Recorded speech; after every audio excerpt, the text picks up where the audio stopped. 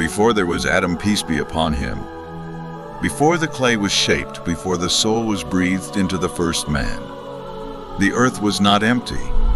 We like to think of Adam as the very beginning, but the Qur'an hints, and our scholars discuss, that there was a history written in the soil long before we walked upon it.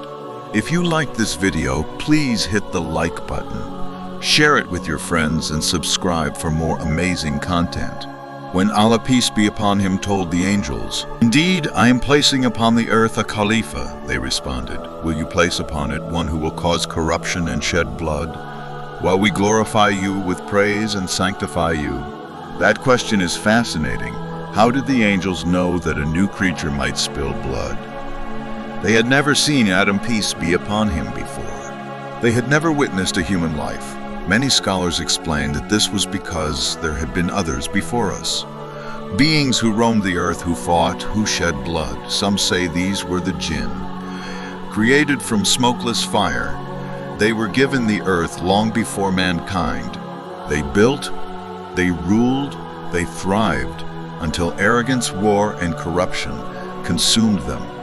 So Allah sent armies of angels to drive them to the remote places of the earth, the deserts, the mountains, and the unseen spaces between our worlds.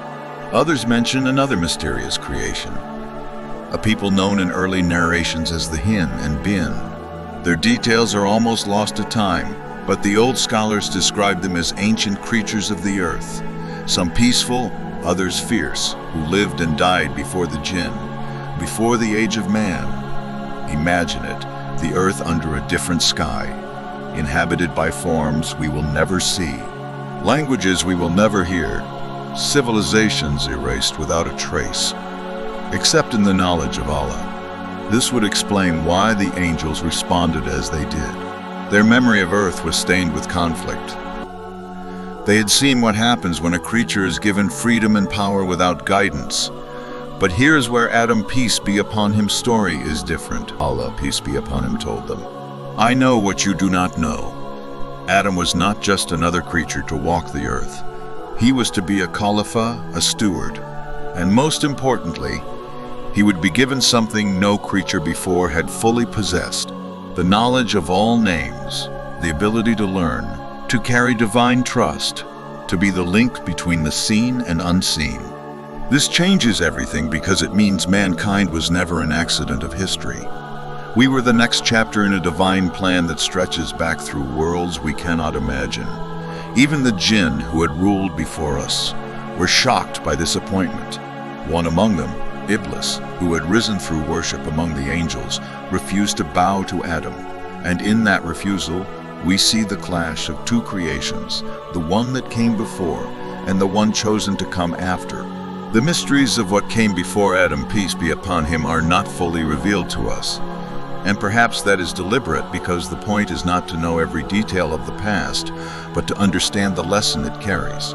Others had the chance to walk this earth before us. They lost it through corruption, and now we walk in their place, tested to see if we will do better.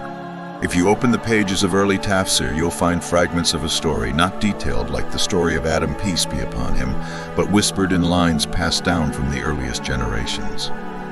Ibn Kathir, in his commentary on Surah Al-Baqarah, mentions the view that before mankind, the Jinn were the dominant inhabitants of earth. They spread out across its plains and valleys. They lived in communities. And just like humans, they had believers and disbelievers. But over time, pride overtook them. They fought each other. They spilled blood, and they filled the earth with fasad, corruption. So Allah sent an army of angels to drive them away, forcing them into remote and unseen parts of the world. Some scholars, like Mujahid and Ibn Abbas, peace be upon him, mention even earlier creatures, the mysterious Jinn and Bin. Their descriptions are vague, but they are said to have lived and perished before the Jinn themselves walked the earth. Some narrations claim they were also made from fire. Others say they were earthly creatures with forms unlike anything we know.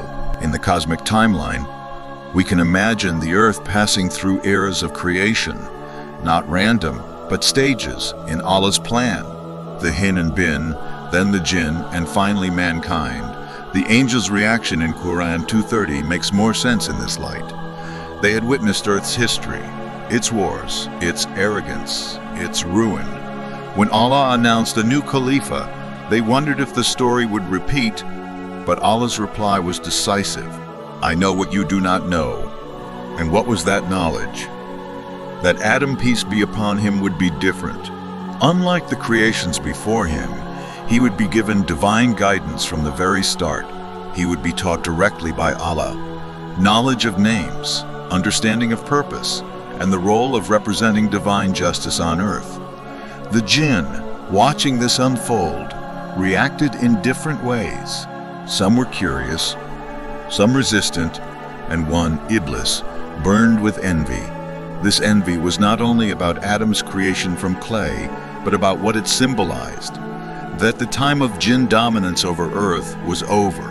When Iblis refused to bow, he was not just disobeying a command. He was rejecting the divine transition from the old order to the new. This is where the lesson for us becomes sharper. Our place on this earth was given because those before us failed. It is a trust, an amana, handed to us after others misused it. To repeat their mistakes would be to prove the angels' fears right. And the Qur'an warns us time and time again not to follow the footsteps of Shaitan. Why?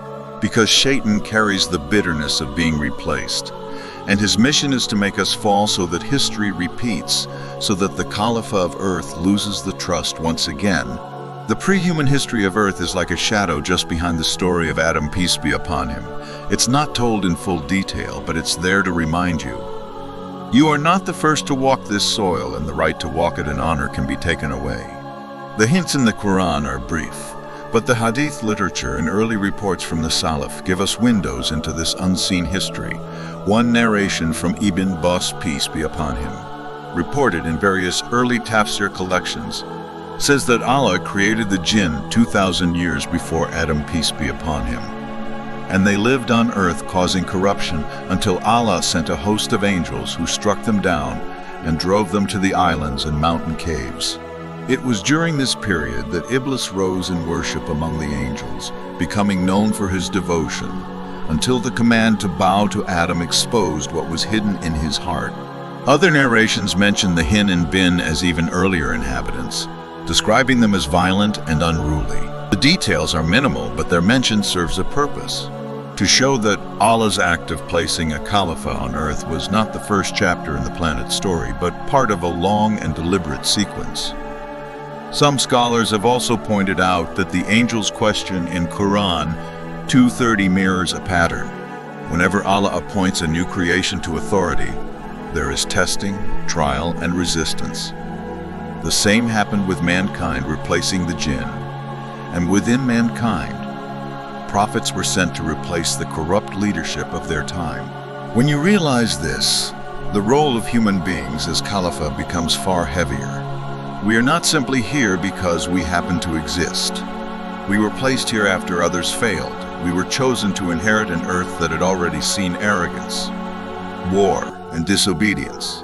Our task is not just to live, it is to prove the angels wrong, to show that a creation gifted with guidance and intellect can live in justice, worship, and harmony. But the shadow of what came before still lingers. The Jinn did not disappear. They coexist with us, often in ways we do not perceive. They have their own societies, their own believers and disbelievers, and they are watching the human chapter of Earth's story unfold. This explains why in the Qur'an, Allah addresses both mankind and Jinn together. O company of Jinn and mankind, did there not come to you messengers from among you, recounting to you my verses and warning you of the meeting of this day of yours? Our destinies are now linked, and the warning that once applied to the Jinn now applies to us. Corruption will not go unanswered. So, what does this mean for you? It means that every act of justice you uphold, every temptation you resist, every prayer you guard, you are protecting the trust that was handed to you, and every sin, every arrogance, every step into corruption, you are walking the path of those who came before and lost the earth. The story of who came before Adam, peace be upon him, is not meant to satisfy idle curiosity. It's meant to put your feet on the ground with the weight of responsibility. We are here by divine choice, but that choice can be withdrawn. Perhaps that's why Allah didn't tell us every detail of the Jinn, the Bin, and the Jinn's early history. Because the question we need to answer is not who were there, but will we end up like them? You and I are living in the middle of the test that decided the fate of those before us. The angels are still watching, the Jinn are still here, and Allah is still saying, I know what you do not know. The question is, will our chapter end in honor, or will we become another erased people in the long story of the earth? If you liked this video, please hit the like button, share it with your friends, and subscribe for more amazing content.